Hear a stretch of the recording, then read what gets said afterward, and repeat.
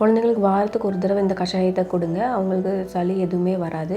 ஒரு பாத்திரத்தில் 2 டம்ளர் தண்ணி எடுத்துகிட்டு ஃபஸ்ட் 2 வெத்தலையை கிள்ளி போட்டுக்கலாம். 2 ஓம இலையும் கிள்ளி போட்டுக்கலாம்.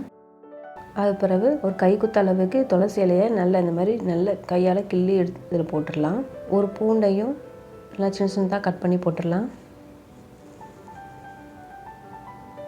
ஒரு பிஞ்ச் அளவுக்கு மஞ்சள் தூள், அதுக்கப்புறம் பெப்பர், சின்ன ஸ்பூனுக்கு 1/4 டேபிள் ஸ்பூன் சுக்கு பவுடர், 1/4 டேபிள் ஸ்பூன் ஜீரகம், ஒரே ஒரு இலை வேப்பிலை, அவ்வளோதாங்க. இது அவ்வளோத்தையும் போட்டு அடுப்பை லோ ஃப்ளேமில் வச்சு ஒரு 5 நிமிஷம் நல்லா கொதிக்க விட்டுடலாம்.